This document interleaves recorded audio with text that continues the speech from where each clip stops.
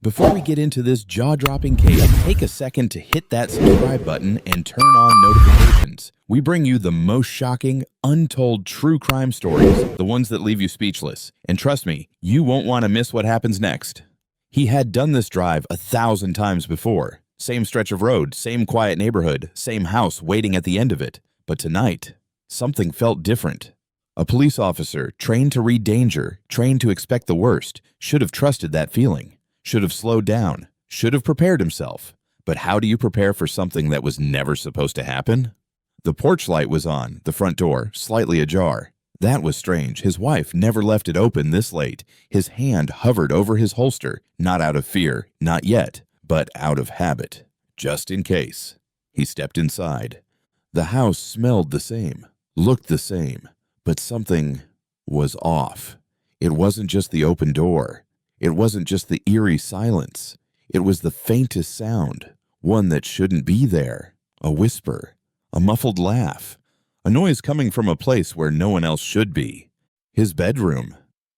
At first, he didn't move. He just stood there listening. Maybe he was imagining things. Maybe exhaustion was playing tricks on him. But then, he heard it again. The shuffle of feet, the rustling of sheets, and something that made his stomach turn, his wife's voice. But she wasn't alone. Every instinct told him to turn back, to walk away, to pretend he never heard a thing, but his feet were already moving, step by step down the hallway. His breath was slow, measured. His fingers twitched near his holster. He pushed the bedroom door open. And just like that, everything changed. By the time officers arrived, one person was already dead. But what they found next, that was the real shock. A single mistake, a tiny, overlooked detail would unravel everything. And in the center of it all, a woman standing in a room she could never escape from, a truth too twisted to believe. This is the story of the Texas officer who came home too soon, and the crime that should have never happened. From the outside, their life looked like something out of a storybook. A decorated Texas police officer, a loving wife, a beautiful home in a quiet neighborhood where everyone knew each other by name. It was the kind of life people admired, the kind of love story that seemed unbreakable. He wasn't just any cop. He was respected, a man who had spent years protecting others, keeping families safe, upholding the law. To the world, he was a role model, someone you could trust, someone you'd want patrolling your streets. And to his wife, he was her provider, her protector, the man she had vowed to love forever. They had been together for nearly a decade, high school sweethearts who had beaten the odds, built a life from nothing. She had supported him through the long nights, the dangerous calls, the stress that came with wearing a badge, and in return he had given her stability, a home, the kind of future she had always dreamed of. But as perfect as it all seemed, the truth was something no one saw coming. Because behind the smiles, behind the carefully curated pictures, and the polite conversations with neighbors, things were falling apart. They met like so many couples do, at the right place, at the right time.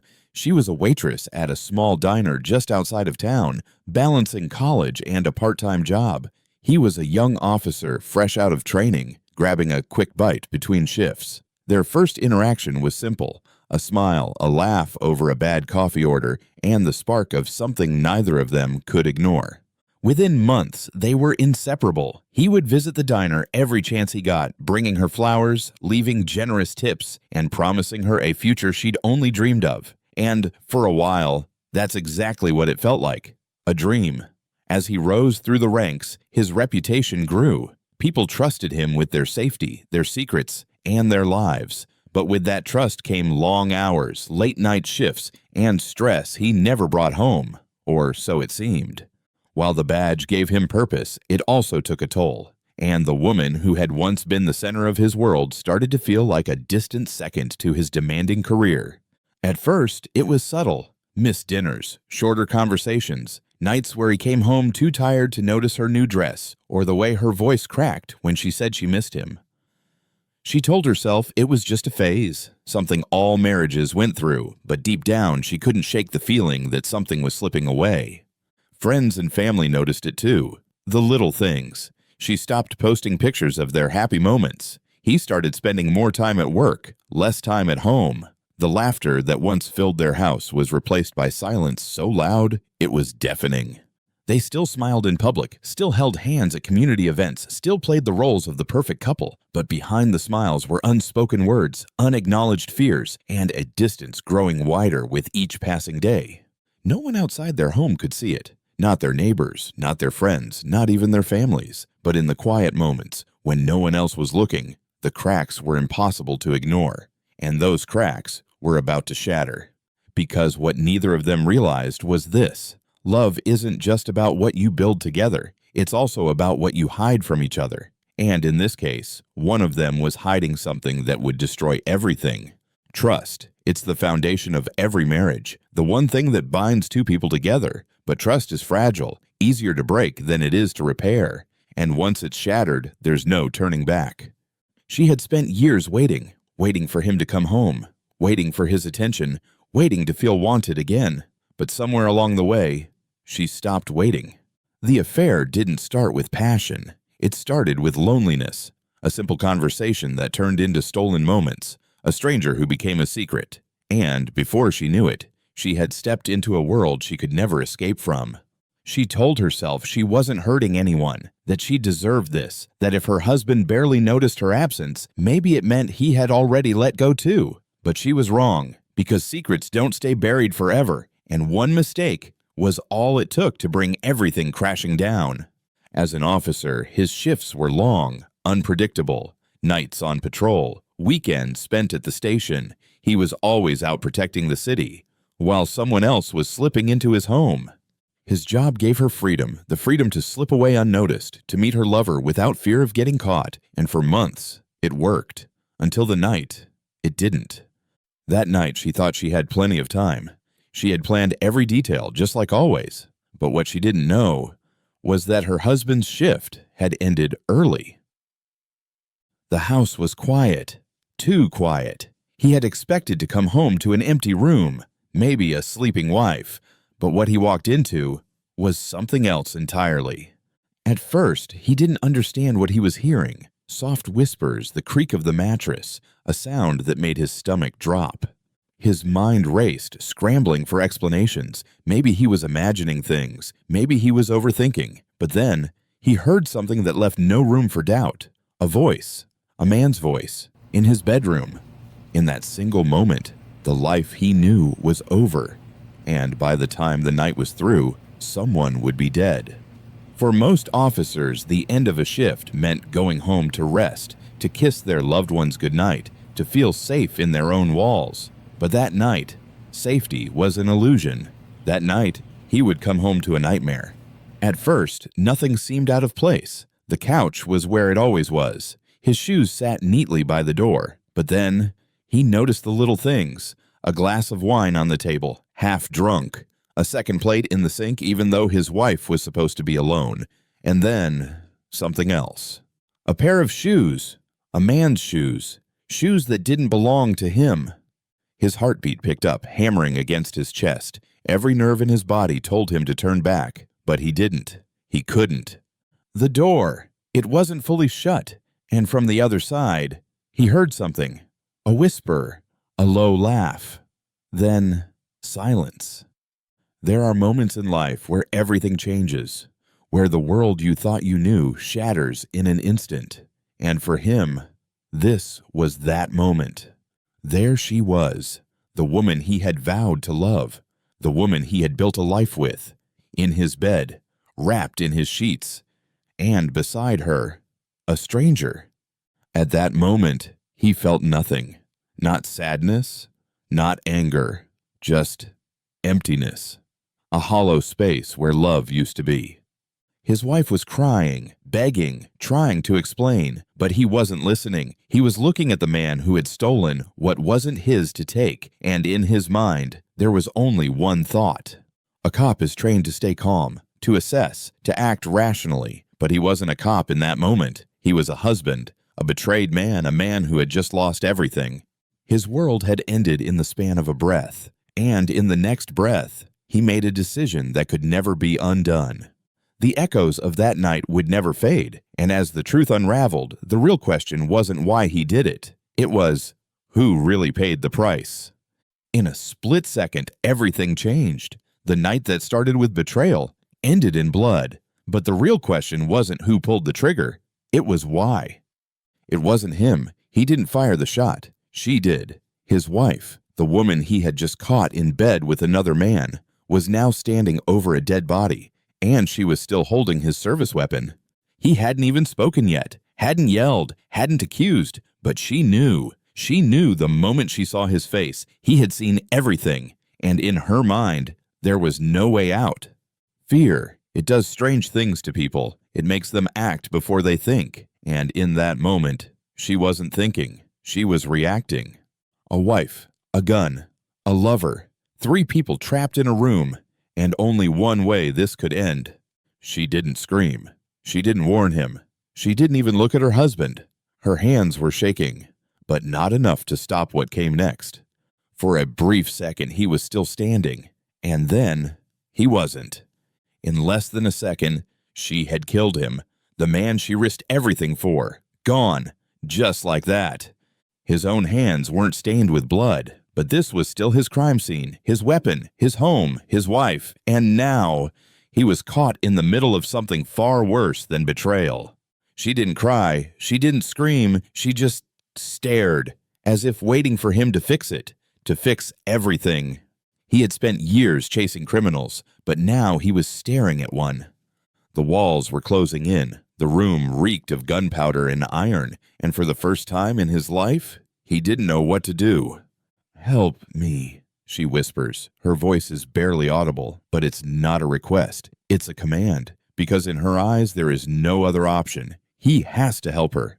Was this a crime of passion, or something far more calculated? And the biggest question of all, what would the officer do next? Because one thing was certain, there was no turning back now.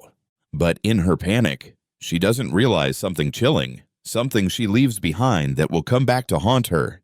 In the heat of the moment, when adrenaline takes over, people don't think clearly. They act on instinct, fight, flight, or in this case, covering their tracks. She had to think fast. The sound of the gunshot still echoed in her ears, her lover's lifeless body sprawled before her. The man she once whispered secrets to, now reduced to silence. In her frantic rush to erase her crime, she misses one crucial detail, one small, seemingly insignificant object left behind. Her underwear, a simple item, something no one would think twice about. But in this moment, it became the key to unraveling her entire lie. And in that moment, her entire story fell apart. She told them she walked in and found a stranger, that she panicked, grabbed the gun, and fired in self-defense. But there was one problem. The evidence didn't match her story. If this was self-defense, why was her clothing beneath the victim? If she had just walked in, why were there no signs of struggle? And just like that, her attempt to cover her tracks turned into the very thing that exposed her. By the time backup arrived, the officer stood frozen in the doorway. His wife was still gripping his arm, her breath uneven, her body trembling. But it wasn't fear of what she had done. It was fear of what would happen next. A wife, a murder, a police-issued firearm. The questions wouldn't stop coming, but the answers, they didn't add up.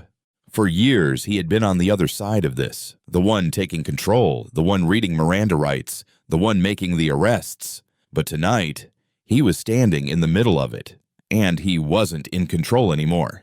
A police-issued firearm, his firearm, a crime scene that pointed to only one suspect, and it wasn't the man bleeding out on the floor. The wife swallowed hard. She could feel the walls closing in. She had seconds to come up with a story. And so she did. For a moment, it almost seemed believable. A panicked wife, a deadly confrontation, a tragic case of self-defense. But the evidence? It told a different story. At first, it was just another piece of clothing on the floor, but when they lifted it, everything changed. It wasn't just proof that they had been together. It was proof that she had been lying. "Lead investigator, you said he attacked you, but if that's true, how did your underwear end up under his body?" She thought she had everything under control, but that one mistake, that one careless mistake, had just unraveled her entire story.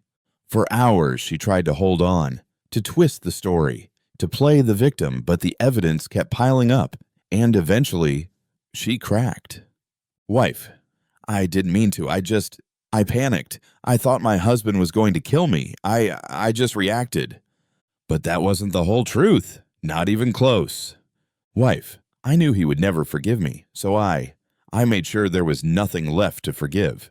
With that single sentence, it was over. The illusion of self-defense shattered. The truth laid bare. And now there was no escape. She had played with fire, and in the end, she was the one who burned. The trial was inevitable. The moment she pulled the trigger, her fate was sealed. But what no one could predict was just how much this case would captivate the nation.